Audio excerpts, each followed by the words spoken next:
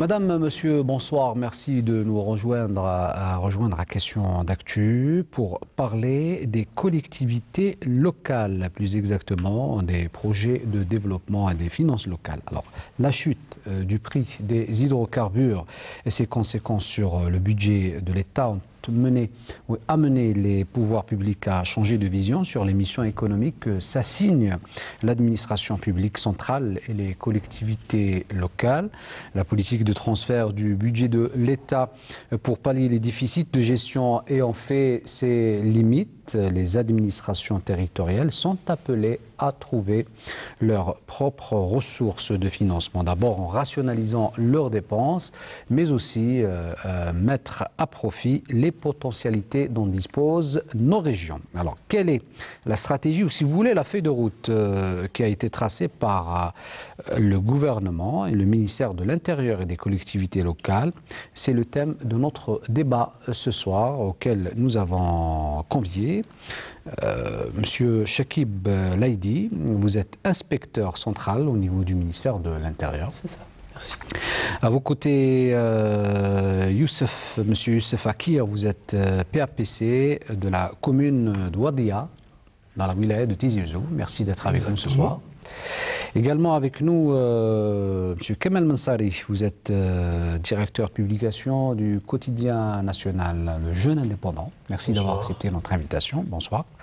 Et à vos côtés, M. Essine Ould Moussa, vous êtes expert en économie, notamment enseignant à l'école des banques. Merci pour l'invitation. Alors, hier, pour rappel, le ministre de l'Intérieur et des collectivités locales et de l'aménagement du territoire, Nordine Bedoui, a affirmé dans une allocution prononcée à l'occasion de l'ouverture d'une session de formation au profit des élus locaux au niveau de l'École nationale d'administration que le projet de loi relatif aux collectivités territoriales consoliderait davantage les prérogatives des assemblées populaires communales, les APC et les APE. Nous allons en parler notamment dans notre émission, mais d'abord ce compte-rendu signé Najma Hersh. La formation au cœur du développement local. Les élus de cette session bénéficient d'une formation de 9 semaines. Ils sont 57 présidents d'assemblée populaire communale et 13 walis délégués de la capitale. Une formation qui s'inscrit dans le cadre du programme arrêté par le ministère de l'Intérieur. Nous avons beaucoup de défis à relever et nous possédons les moyens nécessaires pour le faire. Nous avons également suffisamment de ressources humaines ainsi que la volonté politique conformément aux directives et aux orientations du président de la République et à travers aussi les décisions mises en place par le gouvernement. Il faut que nous soyons au niveau de cette cellule fondamentale qui est la commune. Nous devons être à la hauteur de toutes ces ambitions.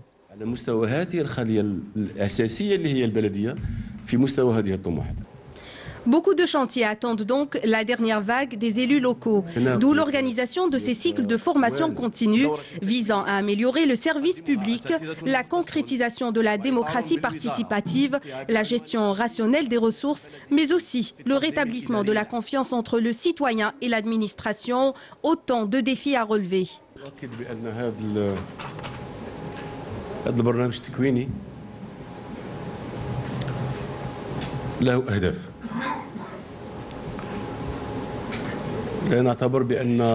Le programme de cette formation a des objectifs, car la formation de la ressource humaine est une nécessité pour relever tous les défis. Il s'agit de défis pour bâtir une commune moderne, une commune à la hauteur des ambitions du citoyen algérien.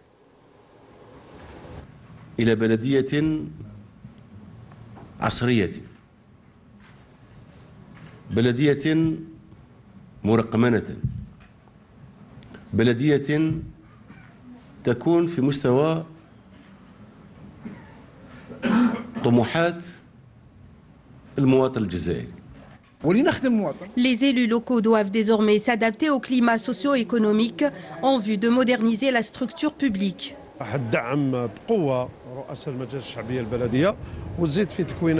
Cette formation va fortement renforcer les capacités des élus locaux et améliorer leur niveau en matière de gestion en vue de répondre aux besoins des citoyens.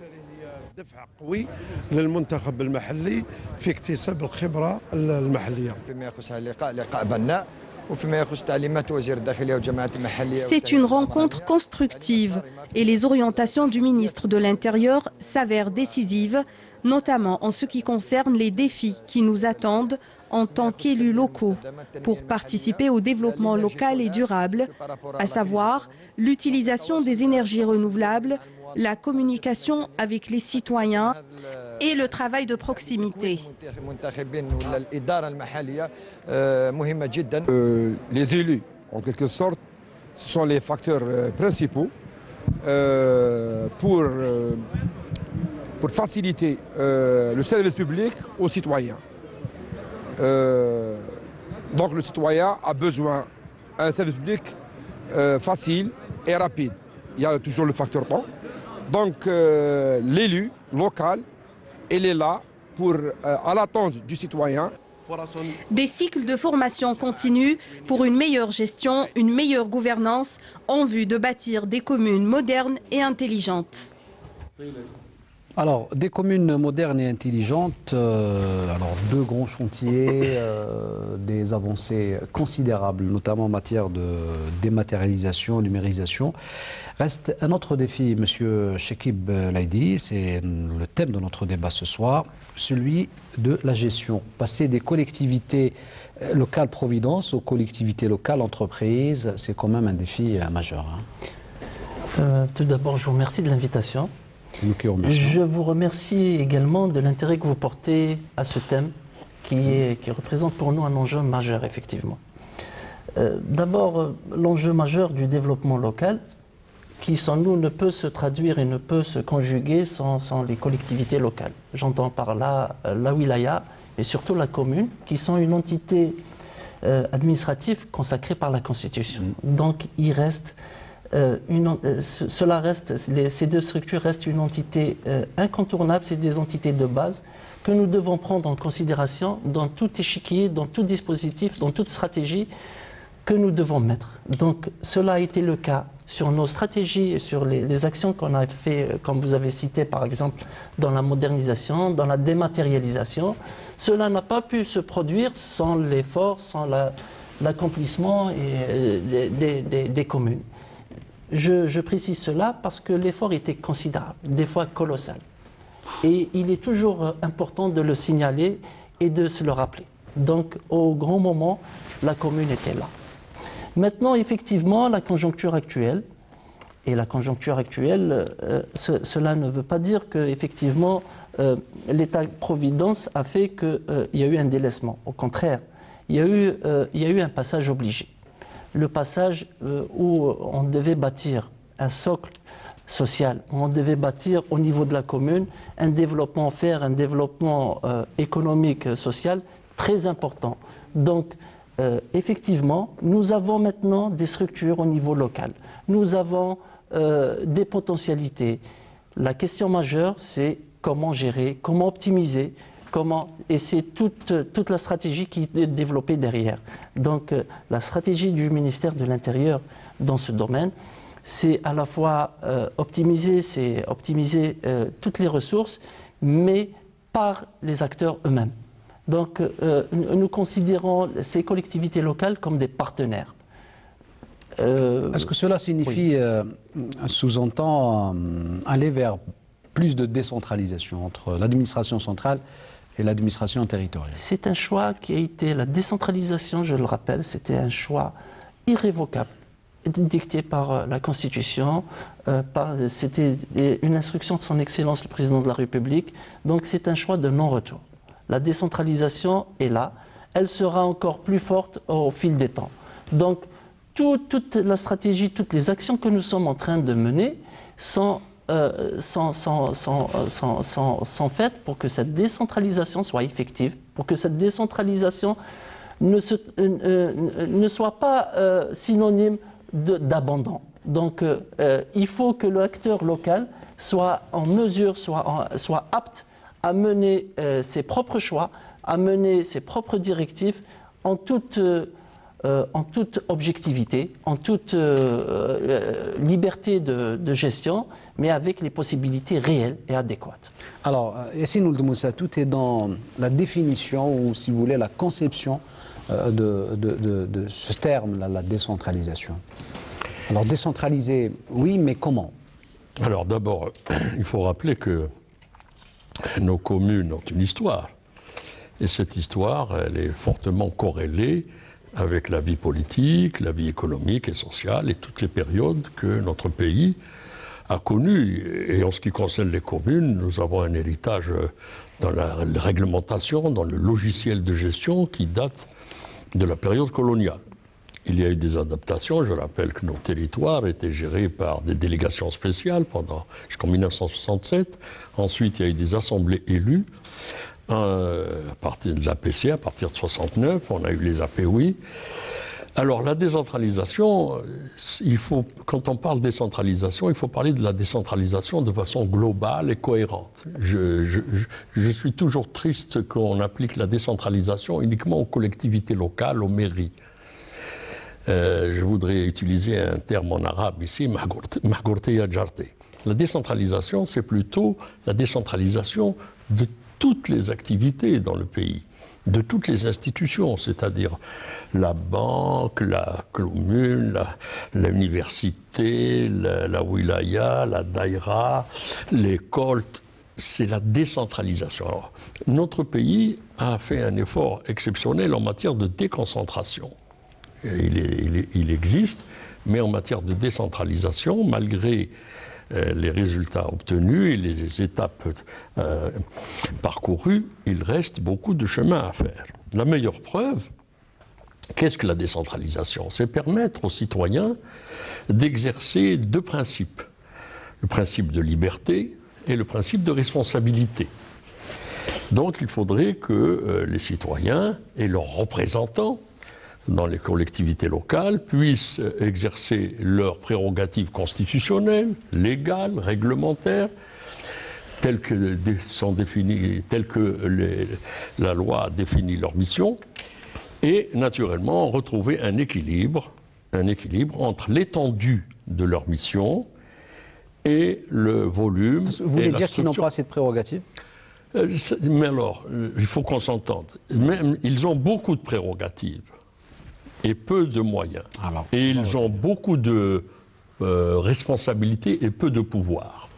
La meilleure preuve, c'est que quand on voit tout ce qu'il nous reste à faire en matière de développement local, alors je parle de développement local, on s'entend bien. Dans ma conception, dans ce que j'ai appris, les collectivités locales, ils ont deux missions principales. La première, c'est améliorer, diversifier, renforcer la qualité du service public, le service rendu aux citoyens dans de nombreux domaines. L'état civil, le sport, la culture, la voirie, l'éclairage, la sécurité publique, la circulation, que ce soit dans les communes rurales ou urbaines, ainsi que les mêmes missions pour les wilayas en tant qu'animateurs, animation dans un territoire donné appelé wilaya, de toutes les activités pour qu'ils concordent vers un minimum de croissance et surtout un minimum de croissance partagée, qu'on appelle en général le développement.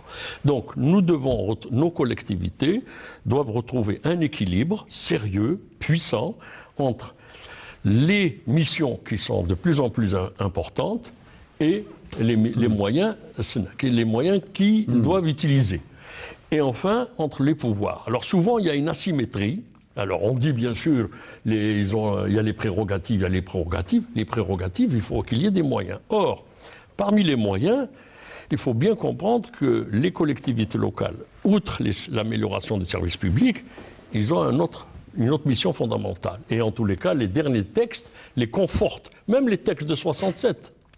Et aujourd'hui, 50 ans après, ou 50 ans, c'est ça, 50 ans après, c'est d'améliorer l'attractivité des territoires, l'attractivité des communes pour, tout simplement, améliorer le niveau d'investissement, la création d'emplois, l'intégration. Parce que vous dites les moyens. Justement. Alors, les moyens, on va profiter justement, Yassine Moussa, permettez-moi de vous interrompre. Je vous en prie, on va revenir sur cette question de l'investissement. Pour poser la question à M. Akir, qui est donc directement concerné, d'autant plus que vous êtes PAPC. Alors, est-ce que c'est une question de prérogative ou de moyens? Ou les deux en même temps? Azoul, merci pour l'invitation. Merci à vous aussi. En ce qui concerne les prérogatives ou les moyens, si on parle de prérogatives, les prérogatives, c'est les lois nous donnent beaucoup de prérogatives. Mais malheureusement, sur le terrain, c'est très difficile pour les exécuter. Difficile par rapport à quoi?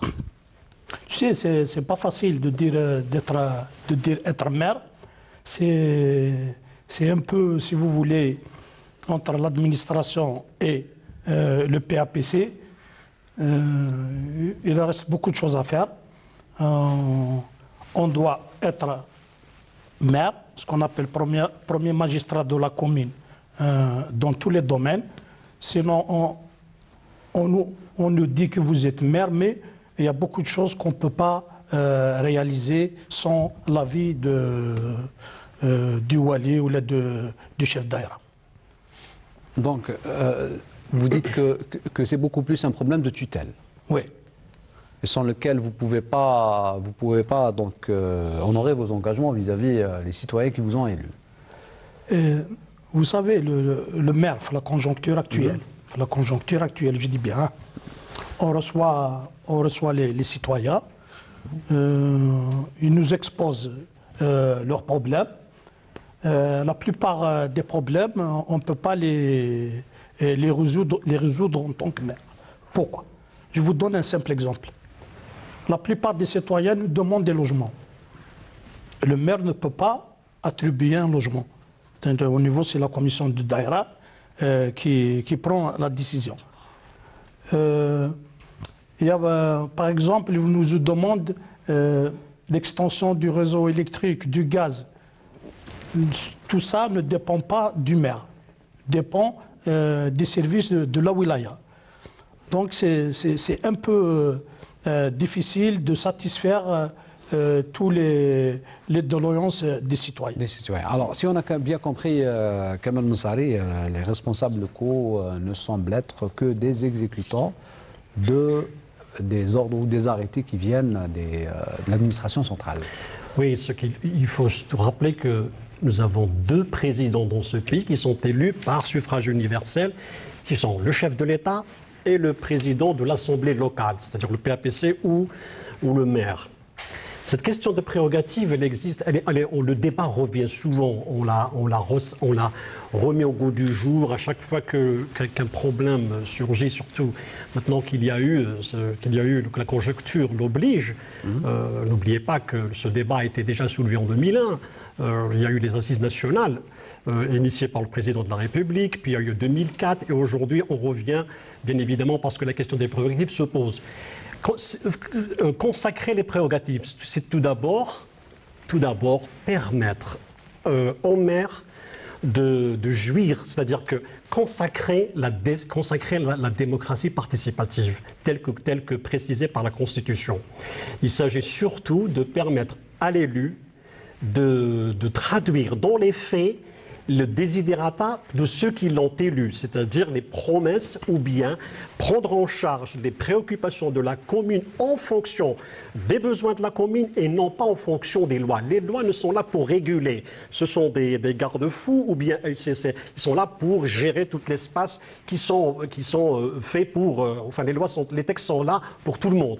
Mais il y a cette histoire de prérogative qui revient à chaque fois. Monsieur a parlé du problème de résoudre un petit problème au niveau local. Il ne peut pas l'exécuter ou peut le réaliser parce que il faut qu'il revienne en plus haut, qu'il s'adresse à un wali, qu'il s'adresse au chef daïra.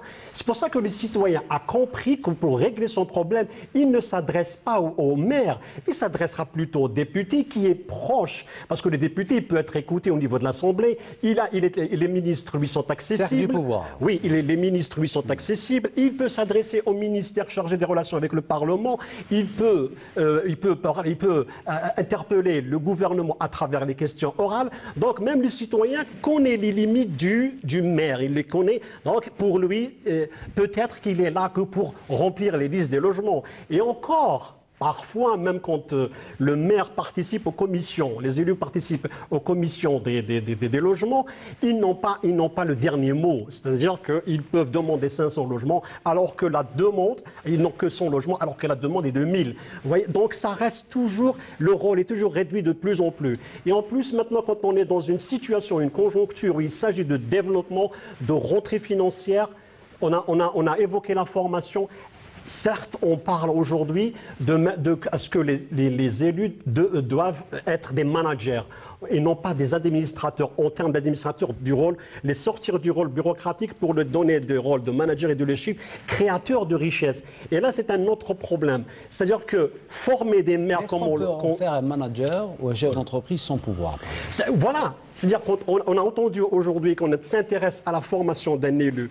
Peut-être on ne sait même pas si on est en train de les former pour bien gérer une commune ou bien pour gérer tout le territoire de la commune. Parce que chaque commune a ses propres spécificités. Et donc, si ces spécificités-là sont propres à une commune, il faudrait qu'elles se traduisent, que cette spécificité doit être prise en charge. On ne peut pas faire les lois pour tout le monde, les mêmes pour tout le monde. Et on ne peut pas gérer toutes les communes et réclamer des richesses ou bien des rendements à toutes les communes. Il y a quand on parle de communes pauvres, on parle de fiscalité, on ne parle pas d'autre chose, on ne parle pas de richesse, on parle de fiscalité. Il faudrait qu'on fasse bien attention à cela. On est en train d'exiger des communes de faire des rentrées, des recettes fiscales au lieu de chercher des richesses. Et pour faire des richesses, il faudrait que le maire lui-même a le pouvoir de créer des richesses. On reviendra sur ce point, mais on va donner la parole à M. Chakib Belaïdi. Vous venez d'écouter un peu les propos de nos différents intervenants et on tourne autour de cette problématique de tutelle qui revient à chaque fois. D'abord, le schéma qui est décrit, c'est le schéma, comme j'entends, c'est comment on distribue les dotations de l'État. Les logements, c'est un service déconcentré. Je ne peux pas financer, par exemple, l'éclairage ou l'électrification, c'est un service déconcentré. Donc on reste toujours dans un schéma classique, c'est que le PAPC est en train d'attendre une dotation budgétaire et comment la répartir. Donc ce schéma classique, face à cet enjeu, ne tient plus la route. Là, on est dans une autre problématique maintenant, c'est comment le président de l'APC peut initier des projets que lui-même peut financer. C'est ça la question. Donc quel est l'instrument quels sont l'instrument ou les instruments qui pourront lui permettre de faire ceci. Donc, c'est vrai, on ne peut pas parler de décentralisation s'il n'a pas vraiment les moyens. Donc, la stratégie du ministère de l'Intérieur, vous savez, elle est basée sur des mots-clés. Réforme politique, modernisation, décentralisation pour un meilleur rôle économique, démarche participative, comme a dit notre ami, et surtout démarche qualité. Vous savez, c'est un tout. On ne peut pas, par exemple, prévoir une décentralisation si le PAPC gère pratiquement, y compris un service de prestation administratif qui accule ses guichets tous les jours. On est parti dans des modernisations, on est parti dans des dématérialisations pour permettre une aisance, c'est vrai, aux citoyens, une meilleure qualité de vie. Du service public. Du service public, bien sûr. Une meilleure qualité de vie, mais également pour permettre à l'élu, pour permettre au manager local de se vaquer à des problématiques plus essentielles, c'est-à-dire réexploiter ses potentialités et permettre d'extraire des richesses. Maintenant, comme vous dites, ces richesses, c'est vrai, on ne s'improvise pas comme ça créateur de richesses. Il faut avoir les moyens, il faut avoir la matière. Le tout, c'est dégager, c'est d'identifier ses potentialités et lui permettre de... Donc on est parti sur des séries, on est parti... Mais est-ce que c'est leur rôle ? Est-ce que c'est le rôle des collectivités locales? Et est-ce que c'est le rôle du ministère de l'Intérieur aussi, oui. De créer des richesses? Ça, c'est une question. La première mission, me semble-t-il, c'est d'abord améliorer la qualité du service public, au service du public, au service du citoyen. Dans un certain nombre de domaines où la commune ou la wilaya ont une influence directe. Oui. Maintenant, il parlait de fiscalité. Je voulais l'interrompre pour lui dire que la fiscalité n'est que la ponction d'une richesse créée. Il n'y a pas de fiscalité ex nihilo. Pour qu'il y ait fiscalité, il faut qu'il y ait investissement, il faut qu'il y ait attractivité des territoires. Et là, il y a deux problématiques qu'il faut bien considérer. La performance d'une commune, la performance de la gestion d'une collectivité locale dépend de trois éléments, d'un triangle avec 3 points comme son nom l'indique. La qualité des élus, et là il faut se référer au choix des partis pour la démocratie participative, la qualité des élus. Ensuite, la qualité de l'administration, il faut qu'on se pose la question, est-ce que notre administration territoriale, centrale, présente des statuts de personnel intéressants, des moyens, etc. Donc la qualité de l'administration pour mettre en œuvre les orientations ou les décisions des élus de la commune ou de la collectivité. Et enfin, il ne faut jamais l'oublier, la pertinence des textes et la qualité des textes. Et au cours des 50 ans que nous avons d'expérience en matière de collectivité, il faut être honnête et dire que la rencontre simultanée de ce triangle isocèle, c'est une rencontre bien inégale selon les territoires. Il y a des territoires où vous avez des élus très compétents, mais vous avez une administration fragile. Vous avez des élus pas compétents, une administration forte, mais vous n'avez pas des textes. Alors pour le développement local, la deuxième problématique, je vais juste l'annoncer. Le développement local, c'est la combinaison d'ingrédients conçus au niveau national et combinés au niveau local. C'est-à-dire que l'ensemble des ingrédients de la croissance et du développement ne relèvent pas du maire. Ça relève des politiques publiques. On ne les impose pas, qui tiennent compte. Là, ça relève des politiques publiques. Le maire doit avoir à sa disposition une batterie de textes, une batterie de ressources et une vision de la commune dynamique. Alors, la règle, elle est générale, l'application est spécifique. Or, sur ce plan-là, je vais vous dire, qu'est-ce qui a empêché une commune depuis 1967 à 2018 de prendre un crédit auprès du système bancaire? Rien. Peut-être vous me tendez la perche pour justement poser la question autour des textes de loi. Alors, faut-il une réforme des finances locales? Oui, bien sûr.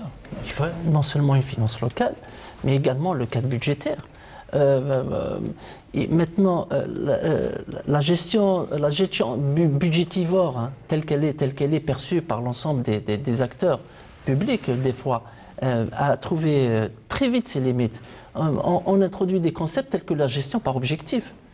On est en train d'introduire, nous sommes partis dans des réflexions en matière de cadrage budgétaire, en matière de cadrage comptable, parce que la technicité telle qu'elle est, l'architecture telle qu'elle est, ne permet pas une meilleure visibilité des actions, y compris des services publics. Si vous m'aviez laissé terminer tout à l'heure, la démarche qualité, la qualité du service public, à quel prix? Le premier gestionnaire doit savoir. À quel coût? À quel coût? Il doit savoir combien lui coûte son service public. Et maintenant, ça lui donnera d'autres possibilités qu'on discutera après par rapport à la délégation de service public. Ça veut dire qu'il a obligation de résultat? Non, l'obligation du service public, l'État est là également pour l'accompagner. Mais il faudra d'abord, ce qu'il ne faut pas oublier, que le citoyen est en droit de demander un service de qualité. Donc, quelle est la meilleure manière pour faire parvenir ce service-là dans les meilleurs coûts possibles? Donc, c'est toute cette gymnastique qu'il faudra un petit peu intégrer. Effectivement, maintenant, on parlera, si vous permettez, de fiscalité locale, de financement d'une manière générale, de finances locales, parce qu'il y a les finances locales, il y a cette fiscalité locale, il y a cette technicité budgétaire et comptable qui devra être réadaptée pour permettre un petit peu une meilleure architecture. Et justement, vous avez parlé de fiscalité locale. Ne pensez-vous pas qu'aujourd'hui, en termes de ressources, on est beaucoup plus orienté vers la fiscalité que l'investissement? Non, je voudrais juste intervenir. La fiscalité locale, c'est le reflet de la richesse locale. Si au niveau local, vous n'avez pas d'investissement, de création d'emplois, d'activités, de chiffre d'affaires, de TVA, quelle fiscalité locale vous avez? Rien. Vous avez la solidarité du Fonds national de collectivités locales. Ce qui fait que nous avons aujourd'hui des communes pauvres. Non, il faut prendre le. Mais c'est relatif, Yassine. C'est relatif. C'est-à-dire quand vous avez des communes pauvres, c'est parce qu'il n'y a pas assez d'investissement, c'est parce que l'assiette. Aussi, il faudrait prendre la question des budgets. Si une commune est pauvre... On essaie de sortir justement de cette politique de rente et de distribution de richesses pour aller vers une commune plus, disons, plus responsable. Allez-y. En ce qui concerne le développement local, suivant les instructions du ministère de l'Intérieur, il y avait... Moi, j'ai passé un mandat. Le premier mandat, si vous voulez, on a amélioré le service public. C'est très important, ça. Donc, le premier mandat, c'est 2012-2017, l'amélioration du service public. Avant, pour faire un extrait de naissance, il faut déplacer d'une wilaya à une autre. Maintenant, la population, le citoyen peut facilement retirer sa carte biométrique ou un passeport biométrique au niveau de la piste. Déjà ça, c'est un atout et un avancement en ce qui concerne l'amélioration du service public. Sauf que ça, c'est un acte de l'État central. C'est un investissement massif de l'État. Mais quand même... Rendre à César ce qui appartient à César. Ça n'a rien à voir avec les communes. Non, attends, je vais continuer. C'est-à-dire... Il y a une confusion. On a essayé d'améliorer le service public. Après, vous parlez du investissement. C'est vrai. À partir de 2017, il y a une autre orientation de l'État. C'est aux communes de créer leurs richesses. Pour créer des richesses pour une commune, c'est très simple. Une commune pauvre veut devenir une commune riche. Comment devenir une commune riche? C'est de créer des zones d'activité ou des mini-zones d'activité pour attirer les investisseurs. Très bien. Mais avant de créer une zone d'activité, nous en Kabylie, il faut des structures de base. Il faut des routes, de l'électricité, si vous voulez, il faut viabiliser la zone d'activité. Il y a des utilités. Voilà. Je suis maire de Wadia, une commune à 35 km à l'est de Tizi Ouzou. Il y a un projet pénétrant à Ain el-Hammam Dra al-Mizan. Si ça se réalise, ça sera une très bonne affaire pour notre commune. Parce qu'un investisseur, quand il vient, il va étudier les conditions d'investir.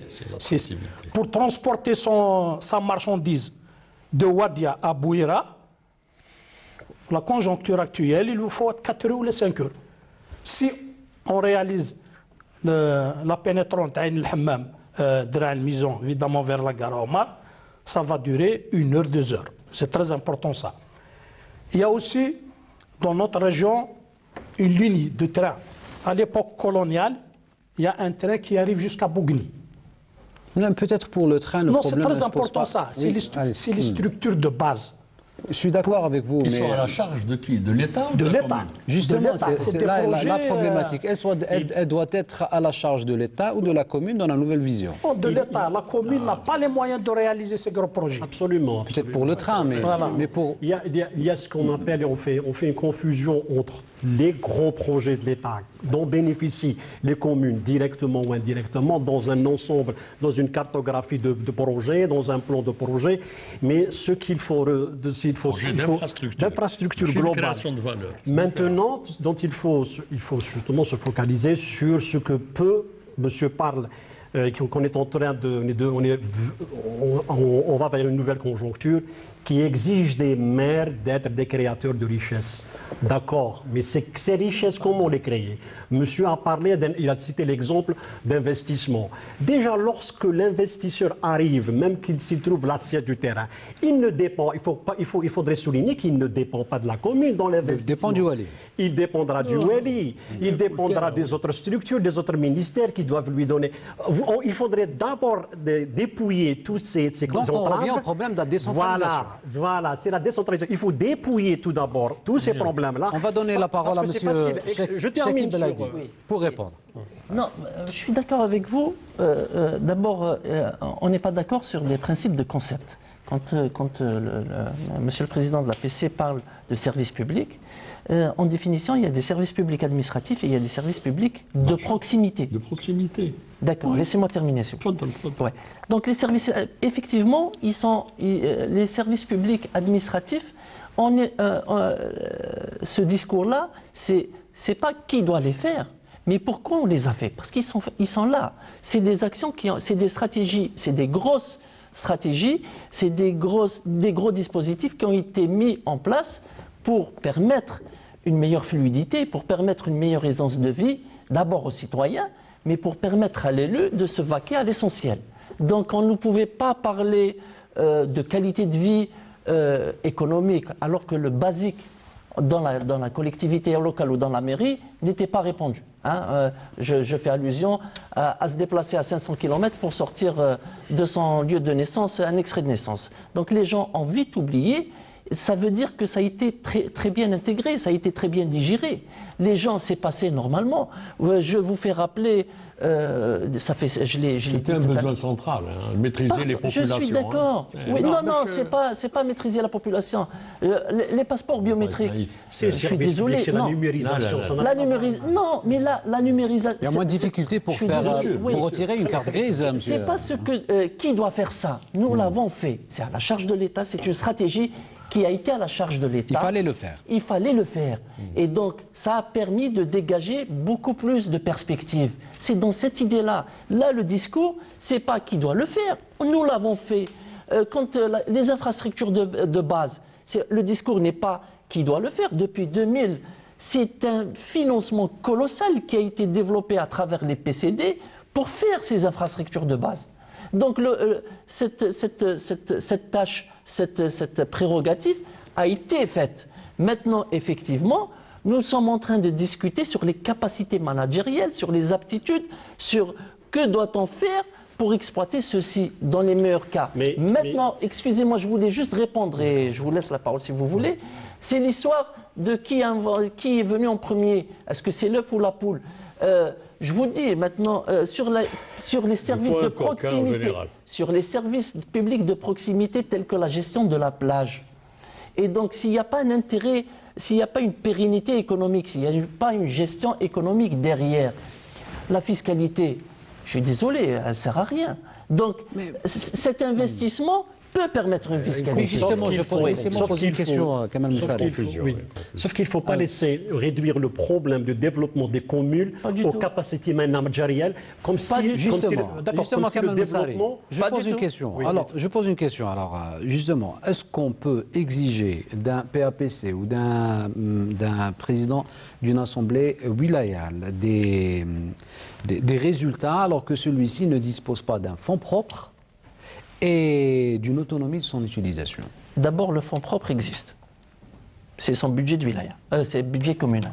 Maintenant, il est important ou pas de quoi il est structuré. Est-ce qu'il est en mesure de financer, c'est ce que j'ai dit tout à l'heure, ces actions que lui a été élu pour, parce que c'est le plus important. Ce PAPC a été élu pour faire quelque chose, une mission au niveau local. Maintenant, moi, ce que je veux dire, c'est que le constat, on est en train de discuter comme si tout allait bien.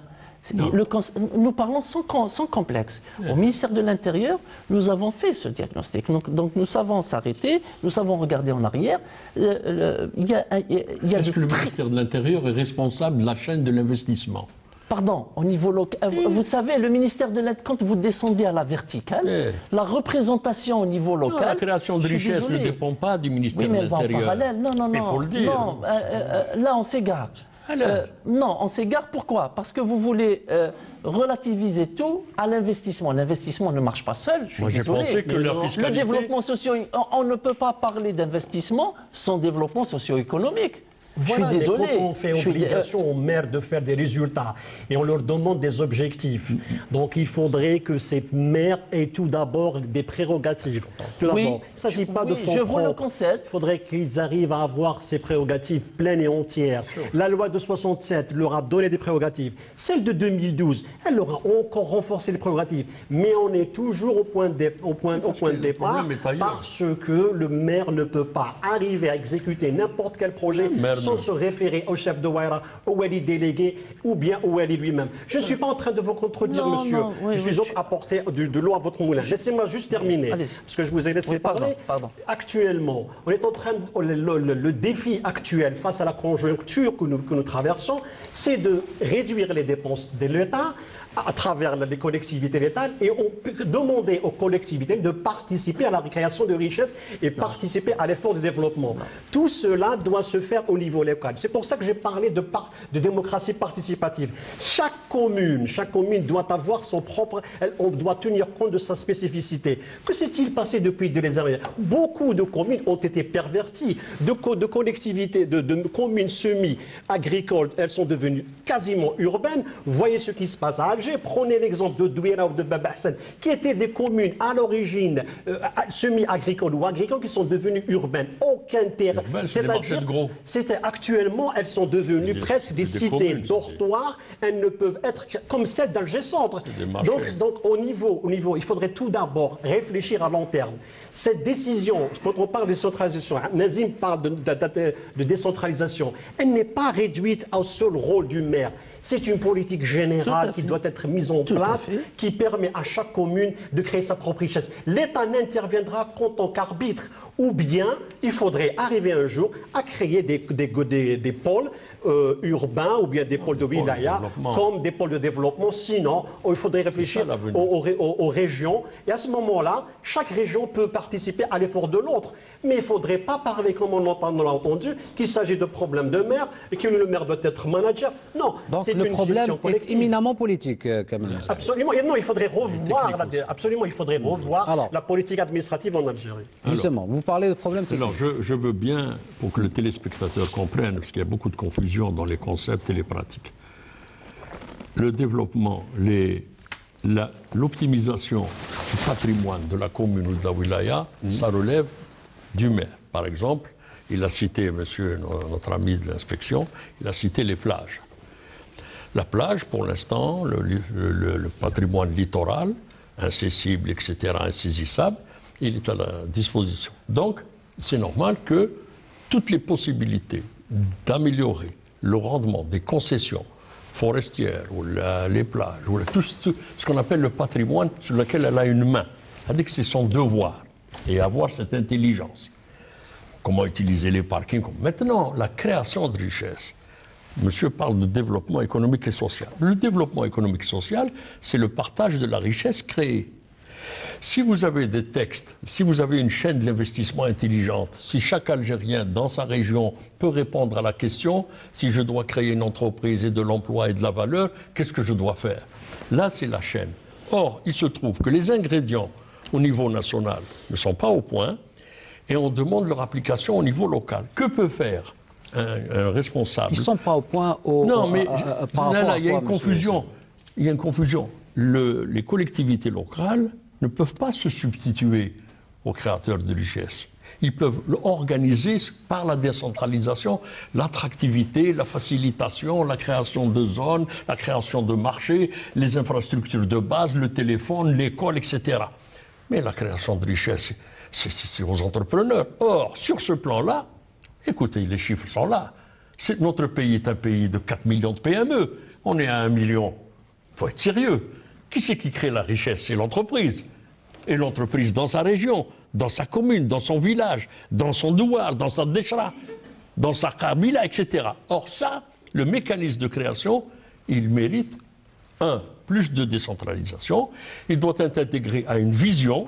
On peut aller vers des pôles de développement, on peut aller vers de l'intercommunalité, on peut optimiser des ressources. Or, sur ce plan-là, les maires les collectivités locales peuvent faire beaucoup en facilitant, mais faciliter, ce n'est pas se substituer. Il faut qu'à un moment donné, surtout la chaîne de l'investissement. On a parlé d'un Wali Manager. Que doit être, par exemple, on a parlé beaucoup plus du rôle du PAPC, mais on a oublié de parler un peu des rôles des Wali, à qui on demande justement d'avoir une mission de manager. Le Wali n'est pas élu, hein. Il faut le rappeler. D'abord, je tiens à préciser, il y a 3 personnes élues, et non pas 2. Le PAPUI est également élu. Vous avez dit le président et le PAPUI. Il a dit suffrage universel. Mais je me réjouis, d'abord, si vous permettez, je me réjouis parce que quand vous faites vos réflexions de ce que devrait être l'aspect au niveau local, cela nous conforte énormément. Et nous dit qu'on est dans la bonne voie en matière du Code des collectivités territoriales.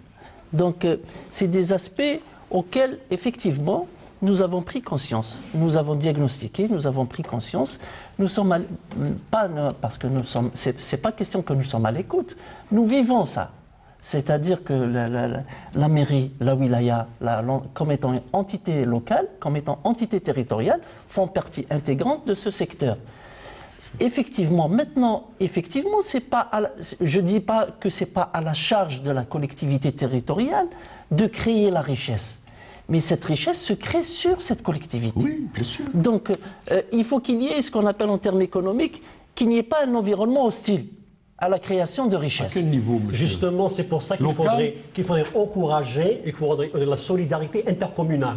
Parfois, lorsqu'il y a, par exemple, une région ou une commune qui n'a pas les moyens d'accueillir un investisseur ou l'investisseur sur son territoire, il pourrait... Je me réjouis parce que c'est des concepts que vous parlez qui sont intégrés chez... Oui, franchement. On peut créer des richesses au niveau des communes. Il suffit que l'État nous accompagne. Le problème... l'investissement au niveau de la Kabylie, c'est le foncier. En Kabylie, la plupart du foncier, c'est du privé. Donc, ce qu'on demande, en tant que maire de Ouadia, on demande à l'État de nous accompagner pour nous permettre d'acheter les terrains des privés. D'après ce qu'on entend, il y aura des lois qui vont sortir incessamment que l'APC peut faire un crédit de la banque avec un taux zéro. C'est vrai. Voilà. Pour ce qui est de l'intercommunalité, chez nous à Ouadia, on a une grande partie de terrain entre Aïtouder, Ounigaran et Ouadia. On a dans notre projet, dans le cadre de l'intercommunalité, on a dans notre projet de créer une zone d'activité commune en Tawa, dans l'intercommunalité. Mais j'insiste que l'État doit nous aider pour nous permettre d'acquérir des assiettes de terrain. Je reviens en ce qui concerne les investisseurs. Les investisseurs, en tant que maire, c'est possible que l'APC peut choisir l'investisseur. Mais l'avis de la wilaya est très important. Pourquoi il est très important? Je vous donne un exemple. Il y a 2 communes limitrophes. Il y a 2 investisseurs qui veulent investir. Ils veulent investir, par exemple, la production du yaourt. S'il n'y a pas, si vous voulez, il n'y a pas l'avis de la wilaya, la commission de wilaya, toute la commune, toute la wilaya de Tizi Ouzou peut produire du yaourt. Il faut... C'est le Wali qui décide, c'est le marché qui décide. Non, attends. C'est la régulation du marché. Il parle de régulation. Voilà, tu ne peux pas, sinon si chaque commune... Il parle de régulation. Si chaque commune choisit l'investissement. Je vous ai donné le cas de... Ils vont tous vendre du lait. Voilà, ils vont tous vendre du lait ou ils vont tous vendre du... Il faut diversifier. Ça peut être un district. Non, il faut diversifier. Non, mais ça devient au niveau gouvernement. Voilà, il faut diversifier. La commune d'Ouadia, on place des producteurs de yaourt. La commune de Dralmison, on place des producteurs du textile, etc. pour ne pas mélanger. Mais ça revient, c'est pour ça que j'ai dit qu'il faudrait tenir compte des spécificités. Lorsque vous avez une commune portuaire, on ne va pas produire du yaourt dans un port, on produit de la pêche, donc on encourage l'activité commerciale relative à la pêche. Et comme il s'agit des forêts aussi, pour le bois et pour l'agriculture ou bien pour les cultures maraîchères. C'est pour ça qu'il faudrait tenir compte des spécificités. Lorsqu'on a arrêté cela, à ce moment-là, on peut investir toute la problématique est là, c'est qui doit réguler et comment il doit le faire. Ben c'est tout d'abord. Pour l'instant, c'est loin. On peut pas. Pour l'instant, c'est loin. Oui. Il y a la commission au niveau de la wilaya, bien sûr. Il y a la commission. Entre parenthèses. Faut-il réformer tout ça? Entre parenthèses, Monsieur le Walid de Tizi Ouzou, Monsieur Bouderbani, les instructions qu'il nous a données dans plusieurs réunions, c'est de pencher vers l'investissement. Il faut sortir de l'ordinaire. Lequel?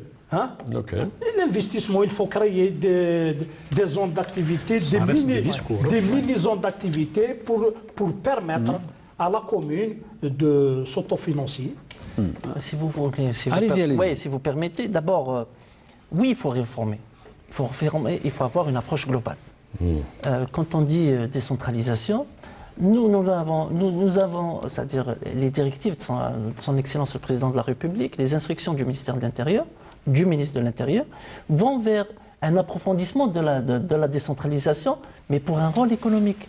C'est-à-dire accentuer la décentralisation administrative, accentuer la décentralisation fiscale, faire un nouveau cadrage budgétaire local et, comme a dit mon collègue, mon ami, le renouveau du système intersolidarité. Il ne deviendra plus en matière, par exemple, géographique, mais la notion économique qui primera. C'est-à-dire qu'une commune très riche de certaines wilayas pourra financer des projets d'une commune frontalière, du Sud par exemple. Et aussi important, des concepts qui sont liés au développement durable, la transition énergétique. Vous savez, si on avait à parler de la transition énergétique, il y a derrière une logique, je vous expliquerai. Mais la facture d'électricité, par exemple, au niveau des mairies, elle représente 2 à 5% du budget local. Mais dans pratiquement ces 2 à 5%, 77% vont à l'éclairage public. Qu'est-ce qui a empêché les mairies d'avoir un éclairage photovoltaïque? Par exemple. Est-ce qu'ils doivent attendre l'administration centrale pour faire un investissement? Non, parce qu'il n'y a pas eu de promotion de cette énergie par rapport aux énergies fossiles. C'est les politiques centrales qui définissent les comportements micro. C'est pas l'inverse. On est en train de parler. On est en train de parler d'un diagnostic ou de ce qu'on devrait faire. Là, on parle des solutions. Oui, très bien. Ouais, donc là, vous me parlez d'un diagnostic qui est fait. Là, c'est des orientations. C'est des orientations pas qu'on est nous en train de prendre, mais que nos partenaires au niveau local sont en train de prendre. Maintenant, vous me dites une transaction, effectivement, c'est une politique publique. C'est un choix de l'État, de toute une nation. Pas que de l'État. La transition énergétique, l'efficacité, c'est d'abord un état d'esprit. C'est d'abord un état d'esprit. C'est-à-dire même chez vous, parce que vous me dites la collectivité locale, moi je vous dis que chez vous, vos enfants sortent sans éteindre la lumière. Oui. Donc c'est un état d'esprit. Maintenant, on essaye d'extrapoler cet état d'esprit vers des entités. Oui, l'exercice est difficile, je vous le concède, mais c'est national. Attention, cette approche, si vous permettez, cette approche-là, elle est très significative parce que l'état d'esprit, ça ne veut pas dire que, je l'ai dit, ça ne veut pas dire que l'élu n'a pas fait son travail, ça ne veut pas dire que l'élu ne sait pas faire son travail. C'est toute la différence. Il y a une problématique qui est commune. C'est un concept, parce que même l'élu, il vit dans un milieu de citoyens. Et on oublie le citoyen dans le débat, justement, c'est pour ça que je parle. La démocratie participative. Qu'il faudrait revenir, c'est-à-dire que à chaque fois qu'on lisait ça dans les journaux, des enquêtes commodo et incommodo, c'est-à-dire qu'on s'adressait aux citoyens pour savoir si ce projet l'interpelle ou l'interpelle pas, l'intéresse ou l'intéresse pas, suscite son intérêt ou pas, est-il dans son intérêt ou pas. Si vous permettez... C'est-à-dire que lorsqu'on permettra à un citoyen d'assister aux délibérations, je ne sais même pas, parce que déjà le citoyen ne connaît même pas le plan urbanistique de la commune. Donc pour que le rôle du maire soit efficace, il faudrait qu'il soit associé à celui du citoyen, à celui qui l'a élu. C'est pour ça que l'élu, le maire, puise son pouvoir et sa force de sa légitimité, des citoyens qui l'ont élu. Parce que lorsqu'ils l'ont élu, ils ne l'ont pas élu simplement parce qu'on est en train parfois de caricaturer le citoyen. Il n'a besoin que du logement. Non, il n'y a pas que ça. Ceux qui élisent ne sont pas forcément ceux qui ont besoin de logement, mais puis autrement d'autres choses, qui est améliorer leur commune, c'est-à-dire qu'il y ait des investissements dans leur commune, que leur commune soit encore mieux gérée, comme vous dites, sur le plan numérique, mais aussi qu'elle sorte de l'enclavement. Et on regarde simplement les grandes villes. Il faut voir ce qui se passe à l'intérieur du pays, dans les communes isolées. Toutes ces communes ont leur spécificité. Lorsqu'on arrivera à écouter le citoyen, tout d'abord, parce que le maire, il est l'extraction de ceux qui l'ont élu. À ce moment-là, on lui donnera les prérogatives. La loi devient facile et l'accès à l'investissement ou bien la participation des citoyens devient aussi facile. Parce que quand je parle de ça, je fais allusion à ce qu'on retire le poids de la wilaya, le poids du daïra, pour qu'on puisse arriver à un véritable développement recherché. On arrive à la fin de cette émission. Hélas, le temps passe vite. Un thème très intéressant. On aura peut-être l'occasion de reparler de la démocratie participative, d'autant qu'il y a un projet très très ambitieux. Et que j'invite à consulter sur le site de l'Intérieur. Donc nous avons fait un appel à contribution nous avons fait un très gros travail en matière de démocratie participative. Et je vous invite à consulter la rôle et donner vos contributions sur ça. Donc il y a toute une démarche participative sur ça. On va donner justement le dernier mot à monsieur. Je vais intervenir pour ce qui est de l'énergie renouvelable. La dernière instruction que j'ai lue dans mon bureau, ça parle de l'énergie solaire. C'est-à-dire la tutelle nous recommande d'aller vers l'énergie solaire. Que vous allez développer vous-même. Un dernier mot. Allez-y. Un tout petit mot.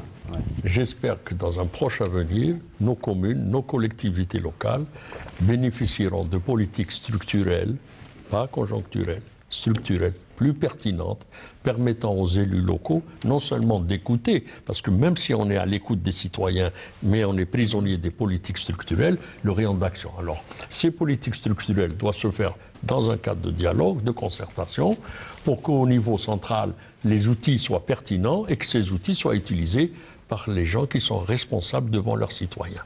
Merci Yassine Ould Moussa. Je rappelle que vous êtes expert des questions économiques. Merci à vous également Kamal Mensari, directeur de publication du Jeune Indépendant, pour votre participation. Merci à vous également monsieur Youssef Akir. Vous êtes PAPC de la commune de Wadia dans la wilaya de Tizi Ouzou. Merci. Et merci à vous également, monsieur Chakib Laïdi. Vous êtes inspecteur central au niveau du ministère de l'Intérieur. Madame, monsieur, merci à vous aussi de nous avoir suivis, en espérant vous retrouver la semaine prochaine pour un nouveau débat de questions d'actu. Je vous dis au revoir et bonne soirée.